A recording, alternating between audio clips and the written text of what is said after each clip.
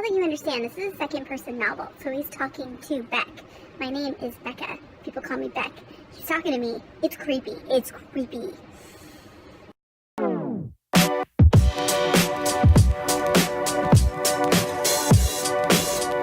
Hey guys, it's Becca, back for another one of Becca's books. So I literally just finished this book while I was taking my shower. I was listening to the audiobook, and I just had to come and talk to you guys about it because it drove me nuts. Clearly, I had to run out here and tell you because I'm out here with no makeup and wet hair still.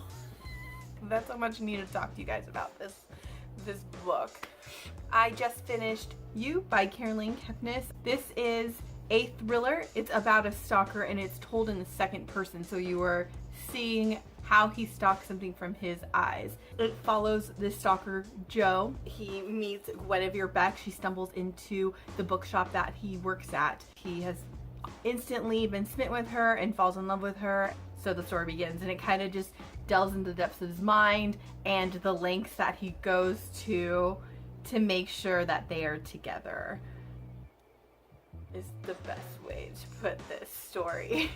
So let me just start off by saying that this thing personally creeped me out, and I think personally affected me because he is addressing the main character the whole time, who's saying, you know, you, and calling her by her name. Now her name is Beck, but she goes by Beck. The fact that he kept saying, you know, I love you, Beck, and going off and calling her Beck, you know, people call me Beck. It felt like he was talking to me this whole book, which really added to the experience and really creeps me out, especially since I listened to it on audiobook.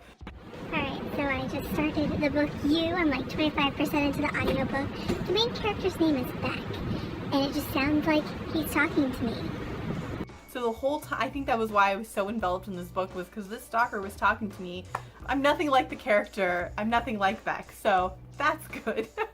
I did give this a 3.5 out of 5 stars. I really enjoyed it. It was entertaining, it was refreshing, and something that I had not read before, and after coming off of another mystery thriller, it was something that I just wasn't expecting. Keep in mind, it is a stalker's mind that you're seeing it through, so he is going to demean the woman. He is going to fantasize about her in ways that you're not really going to want to read about. There is violence and sex throughout the book. The book did have a little bit of a circular narrative just because it is him in his mind talking over and over again. I did find it to kind of drag a little bit, but you know, it picked up.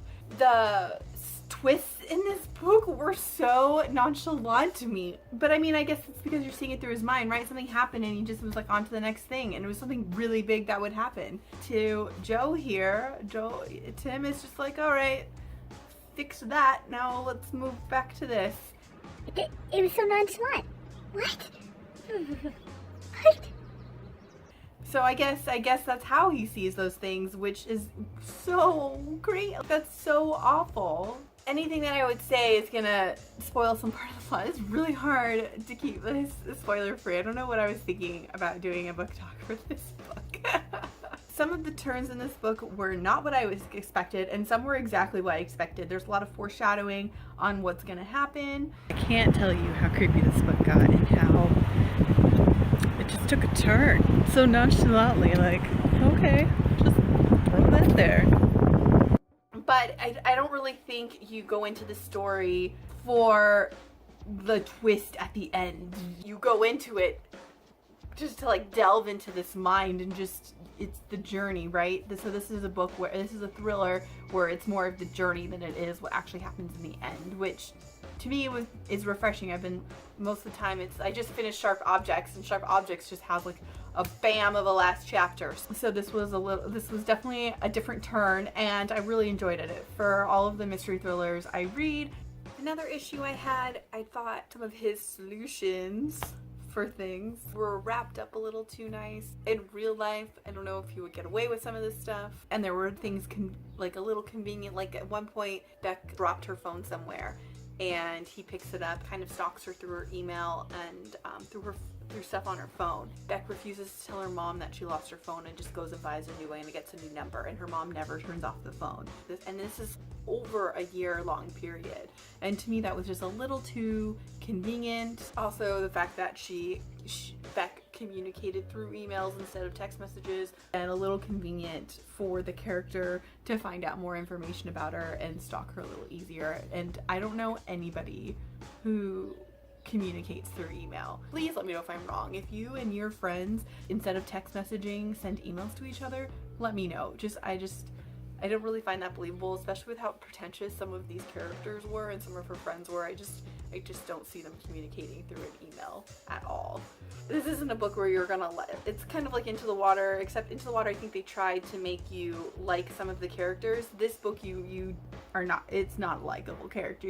It's the mind of a stalker. And what's really interesting about it is that, like, you can see how he justifies everything. Like, to him, what he's doing is not that bad. To him, what he does is not as bad as, you know, a cyber stalking online, like going on Facebook and looking up somebody. You know, to him, he just doesn't think what he's doing is abnormal at all, and he thinks that other people doing things are way worse. To me, that was so fascinating to read about, was just how he justified and how, you know, things escalated and how he went from one decision to another with this relationship and how absorbed in this relationship he was. I definitely recommend it. If you are a mystery thriller person, you will love this book. If you are new to the mystery thriller genre, this might be a little bit easier into. It's not like as creepy, I guess, as, say, you know, a Gillian Flynn novel would be, but it's definitely gets you thinking and kind of makes you appreciate your normal life, because this made me appreciate my personality a little more. Now, I really do want to talk about this book in a little more detail, and you need to go read it. You need to go read and then come back and talk to you about this book a little more in the spoiler section. So go read it, or if you don't plan on reading it and just want to hear some spoilers, then fine, stick around, okay? Okay. Alright. Ready to talk about You? So, crazy theory time here. I'm gonna either say that she dies or he dies. So let's find out where this goes. Okay, so first I just want to address the fact that he so nonchalantly just killed Benji. I had to rewind it 4 times. I'm like, wait, he died? Wait, it's just like that? And he did it in such a lame way. Okay, he's gonna do anything he needs to do to be with her.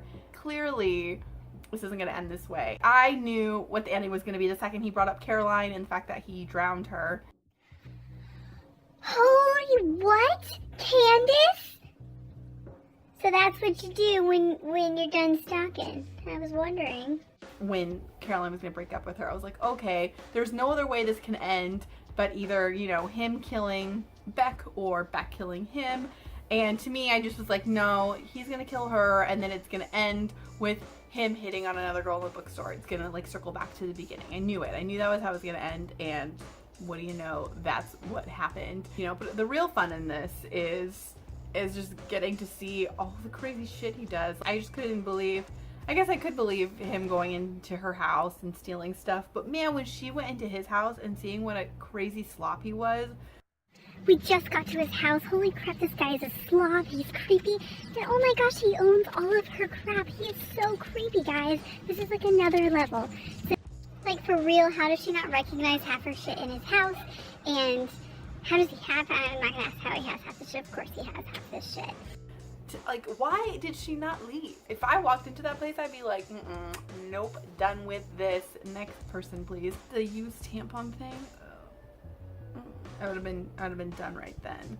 All right, did you guys read You? What did you think? Let me know down in the comments. Thank you so much for watching, guys. If you like these videos, please give it a thumbs up. And if you want to see Mike back in our next video, don't forget to subscribe so you can see when that happens. I will see you later, guys. Bye.